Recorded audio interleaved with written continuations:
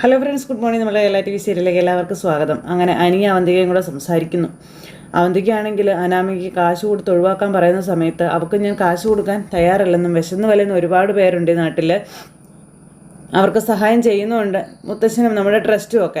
വിശക്കുന്നവൻ്റെ വിശപ്പടക്കാം, പക്ഷേ അഹങ്കരിക്കുന്നവന് കാലണ കൊടുക്കാൻ പാടില്ലെന്നാണ് എൻ്റെ മുത്തശ്ശനെ പഠിപ്പിച്ചിട്ടുള്ളതെന്ന കാര്യം അനി പറയുന്നു.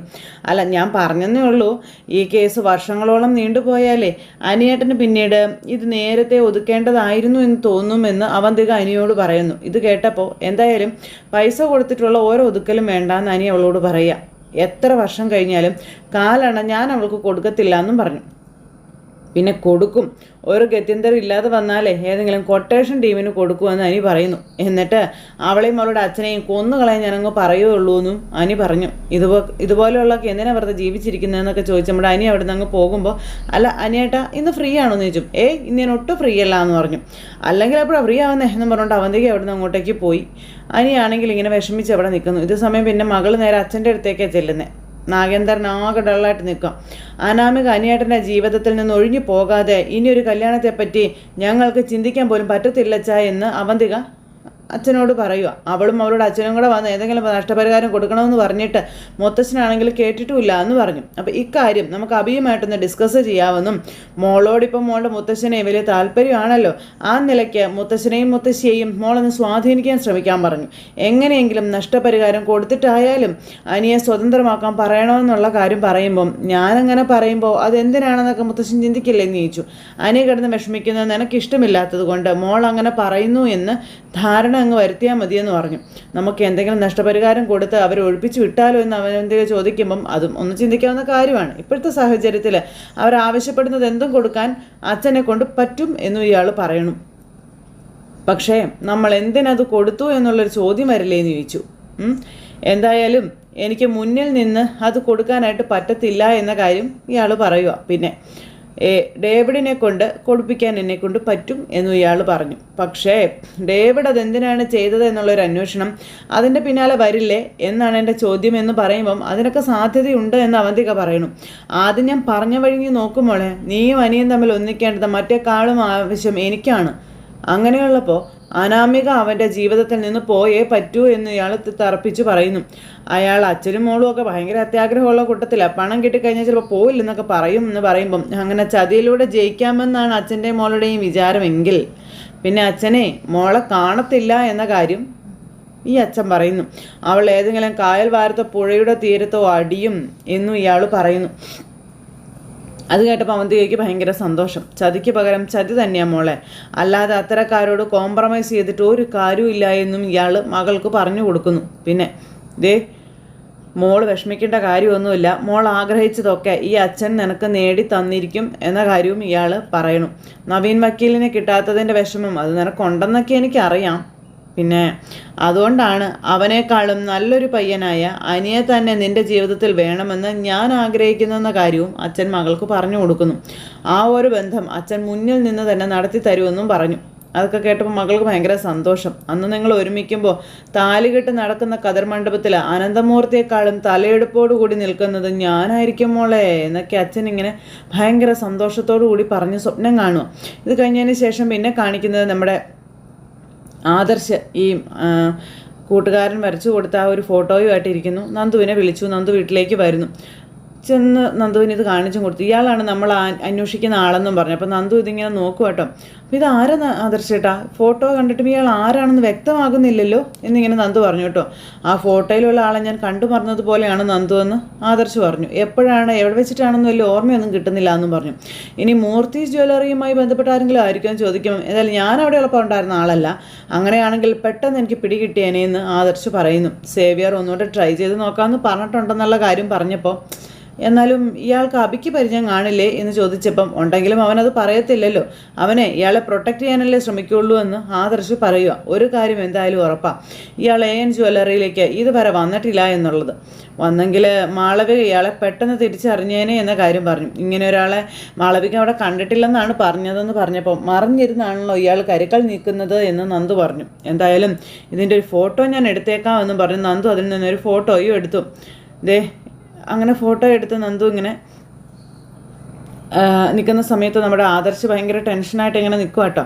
ഇത് വെച്ചിട്ട് ഞാനൊരു അന്വേഷണം നടത്താം ആദർശ് ചേട്ടാ, ചിലപ്പോൾ അത് നമുക്ക് പ്രയോജനപ്പെട്ടേക്കാമെന്ന് നന്ദു ആദർശിനോട് പറയുന്നു. അല്ല ചേച്ചി എന്ത് ചെയ്യുന്നു ചോദിച്ചപ്പോൾ അവൾ അകത്തുണ്ടെന്ന് പറഞ്ഞു.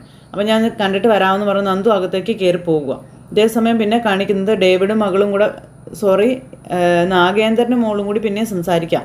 മോളെ, മൂർത്തി ജ്വല്ലറിയുടെ ഇപ്പോഴത്തെ MD അനിയാണ്, അവനാണ് ഇപ്പം നേട്ടം ഉണ്ടായിരിക്കുന്നതെന്ന കാര്യമൊക്കെ പറഞ്ഞ് നാളെ നീയാണ് അവൻ്റെ പെണ്ണ്, അങ്ങനെയുള്ളപ്പോൾ നമ്മൾ തമ്മിലുള്ള ഈ ഒരു കൂടിക്കാഴ്ച ഉണ്ടല്ലോ അത് നിനക്ക് ദോഷം ചെയ്യുമെന്ന് പറഞ്ഞപ്പോൾ അതുകൊണ്ട് ഞാൻ അച്ഛനെ കാണാൻ വരരുതെന്നാണ് അച്ഛൻ പറയുന്നതെന്ന് അച്ഛൻ ചോദിച്ചു. അനിയും നീയും തമ്മിൽ ഒന്നിക്കുന്നത് വരെ നമ്മളിനി അങ്ങോട്ട് അധികം കാണാൻ പാടില്ല മോളെ എന്ന് അച്ഛൻ മകളോട് പറയുന്നു. നമ്മുടെ പിന്നാലെ ആൾക്കാരുണ്ട് എന്ന കാര്യവും പറയുക. അബിയെ അനന്തപുരിയിലെ എല്ലാവർക്കും സംശയമാണ്, എന്നാൽ നിൻ്റെ കാര്യത്തിലേ അങ്ങനെയല്ല. നിനക്ക് AN ജ്വല്ലറിയായിട്ട് ഒരു ബന്ധവും ഇല്ലെന്നാണ് എല്ലാവരുടെയും ധാരണ ഇരിക്കുന്നത്. അത് അങ്ങനെ തന്നെ മുന്നോട്ട് പോവുകയാണ് വേണ്ടതെന്ന് അച്ഛൻ മകൾക്ക് പറഞ്ഞു കൊടുത്തു. കാരണം നിൻ്റെ നല്ല ഭാവിക്ക് അത് വേണം മോളെ എന്നും അച്ഛൻ പറയുന്നു. അനിയേട്ടൻ ജയിച്ചെങ്കിലും അച്ഛൻ്റെ ഈ ഒരു തോൽവി അതെനിക്ക് സഹിക്കാൻ പറ്റുന്നതല്ല അച്ഛാ എന്ന് പറഞ്ഞപ്പോൾ ഞാൻ പറഞ്ഞല്ലോ നമ്മുടെ കമ്പനിക്കകത്ത് ഒരു ശത്രു ഉണ്ടെന്ന്. നമ്മുടെ എല്ലാ നീക്കങ്ങളും മനസ്സിലാക്കുന്ന ആരോ ഒരാൾ നമ്മുടെ കമ്പനിക്കകത്തുണ്ട്. പിന്നെ അയാളെല്ലാം എതിരാളികൾക്ക് ചോർത്തി കൊടുക്കുന്നുണ്ടെന്ന് തന്നെയാണ് എൻ്റെ വിശ്വാസമെന്നും ഇയാൾ പറഞ്ഞു. എത്രയും പെട്ടെന്ന് ആ ചാരനെ കണ്ടുപിടിക്കുകയാണ് വേണ്ടതെന്നും ഇയാൾ പറഞ്ഞു. അപ്പോൾ അഭിയെ സൂക്ഷിക്കണം അച്ഛാ, നമ്മൾ സംശയിക്കുന്നവരായിരിക്കണമെന്നില്ല ഇതിൻ്റെ പിന്നിൽ എന്ന് അവന്തിക പറഞ്ഞു കൊടുക്കുക. മൂർത്തിയും അയാളുടെ മക്കളും ആദർശവും ഒക്കെ നിസ്സാരക്കാരല്ല എന്നും ഇയാൾ പറഞ്ഞു. ഇയാൾക്ക് പേടിയായി തുടങ്ങി ആദർശിനെ. നമ്മൾ മിടുക്കരായ പല സ്റ്റാഫുകളെയും നമ്മുടെ ജ്വല്ലറിയിൽ അപ്പോയിൻ്റ് ചെയ്തിട്ടുണ്ടല്ലോ, അവരിൽ ആരോ ഒരാൾക്ക് നമ്മളോടല്ല മൂർത്തി ജ്വല്ലറിയോടാണ് കൂറുള്ളതെന്നുള്ള കാര്യം ഇയാൾ പറയുന്നു. പിന്നെ അങ്ങനെ ഒരാളും മതി നമ്മുടെ തകർച്ചയ്ക്ക് തുടക്കമിടാനായിട്ടെന്നും. പെട്ടെന്നായിരുന്നു AN ജ്വല്ലറിയുടെ വളർച്ച, അത് നിമിഷ നേരം കൊണ്ട് ഇല്ലാണ്ടായി എന്നും ഇയാൾ പറയണം. ഇത്ര വലിയൊരു തിരിച്ചടി ഞാൻ പ്രതീക്ഷിച്ചതേ അല്ല മോളെ, അതുകൊണ്ടാണ് ഞാൻ പറഞ്ഞത് അതിൻ്റെ കൂടെ നിൻ്റെ സ്വപ്നങ്ങളും പൊലിഞ്ഞു പോകാൻ പാടില്ല എന്ന്. അപ്പം ശരി അച്ഛാന്ന് പറഞ്ഞ് നിൽക്കുക. അനിയെ നിനക്ക് കിട്ടണം, അതിന് നിന്നെക്കൊണ്ട് എന്തൊക്കെ ചെയ്യാൻ പറ്റുമോ അതൊക്കെ നീ ചെയ്യണം മോളേന്നും അച്ഛൻ പറഞ്ഞു കൊടുക്കുക. അങ്ങനെ അച്ഛൻ്റെ ഉപദേശവും കേട്ട് മോളിങ്ങനെ അവിടെ നിൽക്കുന്നു. ഇത് കഴിഞ്ഞ് പിന്നെ അനി റെഡി ആകുമ്പോൾ അവന്തിക തുള്ളിച്ചാടി അനിയെ കാണാനായിട്ട് റൂമിലേക്ക് ചെല്ലുന്നു. അനിയേട്ടാന്ന് പറഞ്ഞ് ഭയങ്കര സന്തോഷം, കയ്യിലൊരു ഗിഫ്റ്റൊക്കെ പിടിച്ചോണ്ടാണ് ചെല്ലുന്നത്. ദേ അനിയേട്ടാ എൻ്റെ വക ചെറിയൊരു സമ്മാനം എന്ന് പറഞ്ഞ് കൊടുത്തു. സമ്മാനമോ? വലിയ വിജയമൊക്കെ സ്വന്തമാക്കി വന്നതല്ലേ, അപ്പോൾ അതിൻ്റെ ഒരു പാരിതോഷികമൊക്കെ തരണ്ടേ എന്ന് ഈ അവന്തിക ചോദിക്കുക. ഒരു ചെറിയ ഗിഫ്റ്റാ, ആ കയ്യിൽ നിന്ന് കാണിച്ചതെന്ന് പറഞ്ഞിട്ട് മോതിരം എടുത്ത് അനിയുടെ കയ്യിലും ഇട്ട് കൊടുത്തു. അപ്പോൾ ഇട്ട് കൊടുത്തപ്പോൾ ഇത് സ്വർണ്ണമല്ലേ എന്ന് ചോദിച്ചു. ജ്വല്ലറിയുടെ MDക്ക് സ്വർണ്ണമാണെന്ന് തിരിച്ചറിയാൻ പറ്റത്തില്ലേന്ന് അവന്തിക ചോദിച്ചു. അപ്പോൾ സ്വർണ്ണമാണല്ലോ, അതുകൊണ്ടാണല്ലോ ഞാനത് ചോദിച്ചത്. കൈക്ക് പാകവാ, എൻ്റെ സെലക്ഷൻ 1% പോലും തെറ്റിയിട്ടില്ല എന്നും പറഞ്ഞ് അവന്തിക ഭയങ്കരമായിട്ട് തുള്ളിച്ചാടുന്നു. എന്നാൽ ഇത് വേണ്ടായിരുന്നു എന്ന് പറഞ്ഞു. ഇനി നമ്മൾ സ്വർണ്ണക്കടക്കാരല്ലേ, അങ്ങനെയുള്ളപ്പോൾ ഇതുപോലുള്ള ഗിഫ്റ്റൊക്കെയാണ് നീ വാങ്ങിച്ച് തരേണ്ടതെന്നൊക്കെ ചോദിച്ചു. ആരെങ്കിലും ഒരു ഗിഫ്റ്റ് തരുമ്പം ഇങ്ങനെയൊന്നും സംസാരിക്കരുത് കേട്ടോ എന്ന് അവന്തിക. എടി നീ എനിക്ക് വേണ്ടി നേരത്തെ ഡ്രസ്സ് വാങ്ങിച്ച് തന്നപ്പോൾ ഞാൻ എന്തെങ്കിലും ഇതിന് പറഞ്ഞായിരുന്നോ എന്ന് ചോദിച്ചു. നമുക്കിപ്പോൾ ഇത്തിരി സ്വർണ്ണം വാങ്ങണമെന്ന് പറഞ്ഞാൽ അത് അത്ര വലിയ പാടുള്ള കാര്യമൊന്നും അല്ലല്ലോ. എന്നാൽ സ്വർണ്ണത്തെ തൊടാൻ ഇപ്പം എല്ലാവർക്കും പേടിയാണ്. സാമ്പത്തികമായിട്ട് കുറച്ച് മുന്നിട്ട് നിൽക്കുന്നവർ മാത്രമേ ഇപ്പോൾ സ്വർണ്ണത്തെ പറ്റിയൊക്കെ ചിന്തിക്കത്തേ ഉള്ളൂ എന്ന കാര്യവും അനി പറഞ്ഞു. അനിയേട്ടൻ വിജയിക്കാൻ വേണ്ടിയിട്ട് ഞാൻ എത്രമാത്രം പ്രാർത്ഥിച്ചിട്ടുണ്ടെന്ന് അറിയാമോ എന്ന് അവന്തിക ഇങ്ങനെ അനിയോട് ചോദിച്ചു.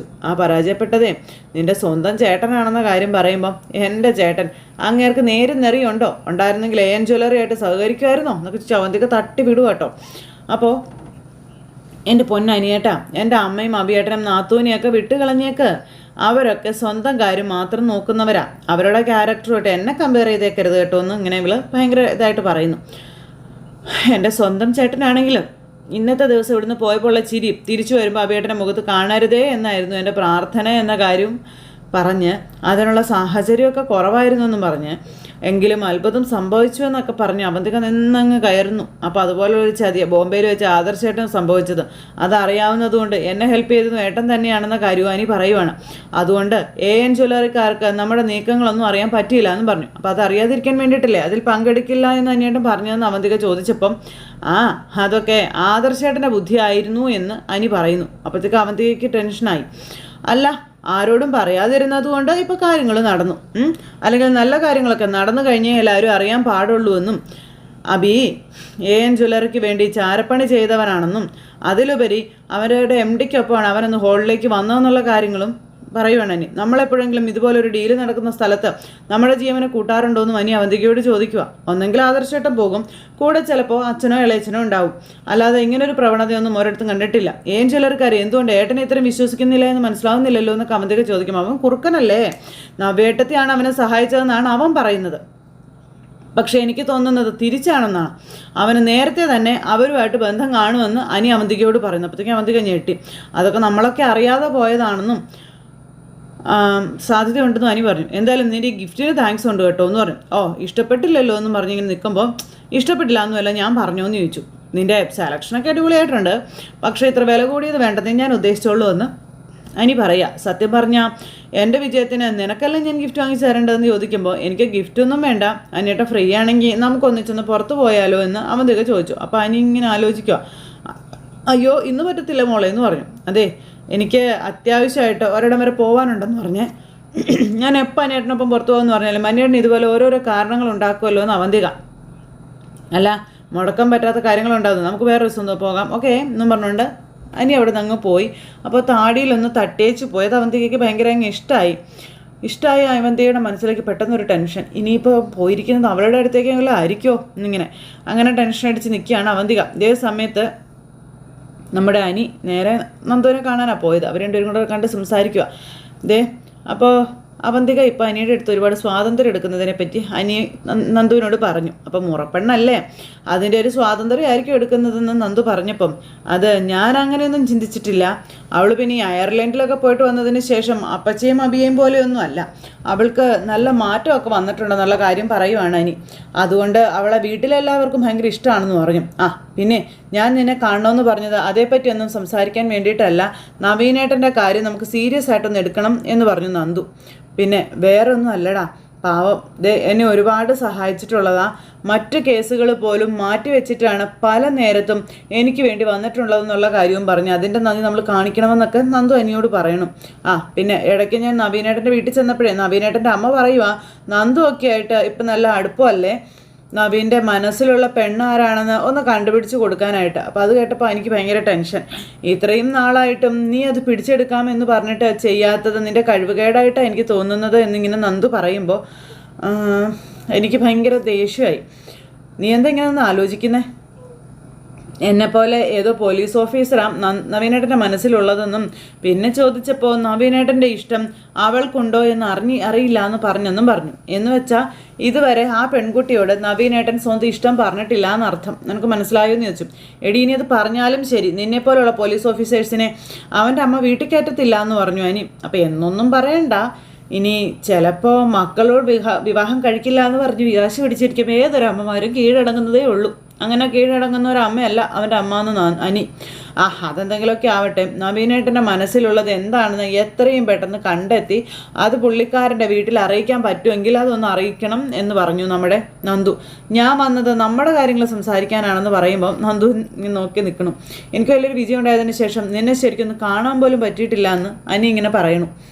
ഒരുപാട് റിസ്ക് എടുത്ത് അന്ന് മതിൽ ചാടി വന്ന് വിനായം പോലൊന്ന് കണ്ടിട്ടാ ഞാൻ ഒന്ന് പോയതെന്ന് പറഞ്ഞു. അതുകൊണ്ടാണ് നീ പരിചയക്കാരില്ലാത്ത ഏതെങ്കിലും ഒരു സ്ഥലത്തേക്ക് പോയാൽ ഇടയ്ക്കിടയ്ക്ക് എനിക്ക് അവിടേക്ക് വരാം എന്ന് ഞാൻ ഓർക്കുകയായിരുന്നു. നിനക്ക് ട്രാൻസ്ഫർ എല്ലാം കിട്ടിയാലേ അപ്പോൾ ആരും നമുക്ക് പേടിക്കാൻ വേണ്ടല്ലോ എന്നൊക്കെ പറയാം. ഇവിടെ ആണല്ലോ പരിചയമുള്ള മുഖമൊക്കെ കാണേണ്ടി വരുന്നത് എന്നൊക്കെ പറഞ്ഞു. അപ്പോഴത്തേക്കും വന്നേക്കുന്നു നമ്മുടെ അവന്തിക. അപ്പം ഹനിയേട്ടൻ ഇപ്പോഴും അവളെ രഹസ്യമായി കാണുന്നുണ്ട്, ഞങ്ങൾക്കിടയിലെ കരട് ഇവള് തന്നെയാണെന്ന് പറഞ്ഞ് അവന്തിക അവരുടെ മുന്നിൽ വന്ന് നിൽക്കുന്നു. എന്നെ ഒഴിവാക്കിയിട്ട് ഇന്ന് ഹനിയേട്ടൻ ഇവിടേക്ക് വന്നത് ഇവളെ കാണാൻ വേണ്ടിയിട്ടാണെന്നും പറഞ്ഞുകൊണ്ട് ഇങ്ങനെ സംസാരിച്ചുകൊണ്ട് നിൽക്കുന്നു. അപ്പോൾ അവന്തിക്ക് ഇതൊക്കെ കണ്ട് കലി കയറി ഇങ്ങനെ നിൽക്കുക കേട്ടോ. ഈ സമയത്ത് ഇവരവിടെ നിന്ന് സംസാരിച്ചുകൊണ്ട് നിൽക്കുക. ഞാനൊരു പോലീസ് ഓഫീസറാണ്, ഈ പ്രായവും പക്വതയൊക്കെ എത്താത്ത പിള്ളേരെ പോലെ ഇനി കോപ്രായം കാണിക്കാനൊന്നും എനിക്ക് പറ്റത്തില്ല എന്നൊക്കെ നന്ദു ഇങ്ങനെ പറയുന്നു. അപ്പോൾ ശരി ആയിക്കോട്ടെ എന്ന് പറഞ്ഞു. അങ്ങനെ അവർ രണ്ടുപേരും കൂടി ഇങ്ങനെ നടക്കുന്നു കടൽ തീരത്തോടെ. ഇതെല്ലാം കണ്ടും കേട്ടും അവന്തിക്ക് അവിടെ ഇങ്ങനെ നിൽക്കുക കേട്ടോ. ആ സമയത്ത് അനിയുടെ ഫോണിലേക്ക് അവന്തിക എടുത്ത് വിളിച്ചു. അതെ അവളാ വിളിക്കുന്നത് എന്നും പറഞ്ഞുകൊണ്ട് നന്ദുവിനോട് അനി പറയാം. ആ സമയം എന്തിനാണ് അവൾ വിളിക്കുന്നത്? വൈകുന്നേരം അവൾക്കൊപ്പം ചെല്ലണമെന്ന് പറഞ്ഞപ്പോൾ ഞാൻ ഫ്രീ അല്ല എന്നും പറഞ്ഞ് അവളെ ഒഴിവാക്കിയതാണെന്ന് പറഞ്ഞു. അപ്പോൾ എടുക്കാൻ പറഞ്ഞു. അങ്ങനെ അതും പറഞ്ഞു. അനി ഫോൺ എടുത്തു. അനിയേട്ടനെ ബീച്ചിൽ വെച്ച് കണ്ടെന്നും പറഞ്ഞു ഒരാളെന്നെ വിളിച്ചായിരുന്നു. അനിയേട്ടൻ അവിടെയാണോ ഉള്ളതെന്ന് അവന്തിക ചോദിച്ചു. അനിയേട്ടനെ ആ നന്ദുവിനൊപ്പം കണ്ടെന്നാ പറഞ്ഞതെന്നൊക്കെ അവന്തിക പറയുമ്പം എനിക്ക് ഭയങ്കര ടെൻഷനായി. ഏയ് അതാരാ ഇപ്പം അങ്ങനെ പറഞ്ഞതെന്ന് ചോദിക്കുമ്പോൾ അവന്തികയ്ക്ക് കലി കൂടി. അയാൾക്ക് ചിലപ്പോൾ ആള് തെറ്റിയതായിരിക്കും എന്നും പറഞ്ഞു. പിന്നെ അല്ല നീ ഇപ്പോൾ എവിടെ ഉണ്ടെന്ന് ചോദിച്ചു. ഞാനിവിടെ ബീച്ചിനടുത്തുള്ളൊരു പാർക്കിൽ ഉണ്ടെന്നുള്ള കാര്യം അവന്തിക പറയാം, ഇങ്ങോട്ട് വന്ന് എന്നെ കാണാമെന്നും പറഞ്ഞു. ആ എന്നാ നീ അവിടെ തന്നെ നിൽക്കുക, ഞാനിപ്പോൾ അങ്ങോട്ട് വരാമെന്ന് പറഞ്ഞു. ആ ആയിക്കോട്ടെ എന്ന് പറഞ്ഞ് ഫോൺ അങ്ങ് കട്ട് ചെയ്തു. ഈ സമയത്ത് നന്ദുവിനോട് വിവരം പറയാം. ഇനി അവൾ നമ്മളെ കണ്ട് കാണൂ എന്ന് നന്ദു അനിയോട് ചോദിക്കുക കേട്ടോ. ഇനി അതുകൊണ്ട് അവൾ പറഞ്ഞതാണ്, നിന്നോട് പുറത്ത് ചുറ്റാൻ പോവുകയാണെന്ന് പറഞ്ഞപ്പോൾ നീ അത് കേട്ടില്ലല്ലോ, അതുകൊണ്ട് നീ ഇനി എവിടെ പോയതാണെന്ന് അറിയാൻ വേണ്ടി പിന്നാലെ വന്നതാണെന്ന് പറയാൻ പറ്റില്ലല്ലോ എന്ന് പറഞ്ഞു. ആ വരുന്നെങ്കിൽ വരട്ടെ. അവളെന്തിനാ എൻ്റെ പിന്നാലെ നടക്കുന്നേ? അപ്പം നമ്മൾ അവളെ കുറച്ച് സീരിയസ് ആയിട്ട് കാണണമെന്ന് എനിക്ക് തോന്നുന്നത് എന്ന് നന്ദു പറയാം. അന്ന് ചേച്ചിയുടെ 3-ാം മാസ ചടങ്ങിന് അവൾ തന്ന ഷർട്ടിടാൻ നിന്നെ അവൾ കുറേ നിർബന്ധിച്ചതല്ലേ എന്ന് ചോദിച്ചു. അതുകൊണ്ടാണല്ലോ ഞാൻ തന്ന ഷർട്ടിടാതെ നീ വന്നതെന്ന് നന്ദു ചോദിക്കുമ്പം പക്ഷെ അതിൻ്റെ പിന്നിൽ ദുരുദ്ദേശം ഉണ്ടെന്നൊന്നും എനിക്ക് തോന്നുന്നില്ല എന്ന് അനി പറയാം. അവൾ എന്നോട് കുറച്ച് ഫ്രീ ആയിട്ട് ഇടപെടുന്ന കൂട്ടത്തിലുള്ള ആളാ. എനിക്ക് അനിയത്തിമാരൊന്നും ഇല്ലല്ലോ, അതുകൊണ്ട് ആ ഒരു സ്ഥാനത്താണ് ഞാൻ അവളെ കാണുന്നതെന്ന് അനി പറഞ്ഞപ്പോൾ. പക്ഷേ അവൾ അങ്ങനെ അല്ലെങ്കിലോ നിന്നെ കാണുന്നത്. എന്തായാലും അവൾ വിളിച്ച സ്ഥിതിക്ക് പെട്ടെന്നൊന്ന് അവളുടെ അടുത്ത് ചെല്ലണമെന്ന് അനിയൻ നന്ദുവിനോട് പറഞ്ഞു. ശരിയെന്ന് പറഞ്ഞു. ഇനിയിപ്പോൾ ഞാനും നീയും തമ്മിൽ കണ്ടെന്ന് അവൾ ആരോടെങ്കിലും പറഞ്ഞാൽ അത് മതി. പിന്നെ അതൊരു ഭൂകമ്പത്തിനെന്ന് പറഞ്ഞപ്പം നിനക്ക് കുഴപ്പമൊന്നും ഉണ്ടാവില്ല, പക്ഷേ എനിക്ക് എൻ്റെ വീട്ടിൽ കയറാൻ പറ്റത്തില്ല എന്ന് നന്ദു പറയാം. ഞാൻ പുറത്തോട്ട് പോകുന്നു എന്ന് പറയുമ്പോൾ അച്ഛനും അമ്മയും അപ്പ ചോദിക്കും, നിന്നെ കാണാൻ വേണ്ടിയിട്ടാണോ പോകുന്നത് ഇറങ്ങുന്നതെന്നൊക്കെ. അക്കാര്യത്തിൽ അമ്മയ്ക്കൊപ്പം തന്നെ അച്ഛനും എന്ന് പറഞ്ഞു നന്ദു. ആ അത് തന്നെയാണ് പറഞ്ഞത്. ആർക്കും സംശയത്തിന് ഇട കൊടുക്കാതെ ഞാൻ അവളെ ഒന്ന് കാണട്ടെ എന്ന്, കണ്ടിട്ട് ഞാൻ നിന്നെ വിളിക്കാമെന്ന് പറഞ്ഞു. എന്ത് ചെയ്യാൻ എങ്ങനെയൊക്കെ ആയി പോയെന്ന് പറഞ്ഞ് നന്ദു പോകുന്നു. അനി ഇങ്ങനെ അവിടെ നന്ദു അനിയെ നോക്കി നിൽക്കുന്ന ഒരു സിറ്റുവേഷൻ കാണിച്ച് ഇന്നത്തെ കഥ അവസാനിച്ചു. അപ്പോൾ എല്ലാവരും കാത്തിരുന്ന് കാണണോട്ടെ. എല്ലാവർക്കും നല്ലൊരു ദിവസം ആശംസിക്കുകയാണ്. എല്ലാവരുടെയും സപ്പോർട്ടിനും സ്നേഹത്തിനും ഒത്തിരി നന്ദി അറിയിക്കുന്നു. വീണ്ടും കാണുന്നത് വരെ എല്ലാവർക്കും ടാറ്റാ. See again, take care, bye. ഇതിപ്പോൾ ഫസ്റ്റ് പാർട്ടാണ്, സെക്കൻഡ് പാർട്ട് വരുന്നുണ്ട് കേട്ടോ. എല്ലാവർക്കും ടാറ്റാ.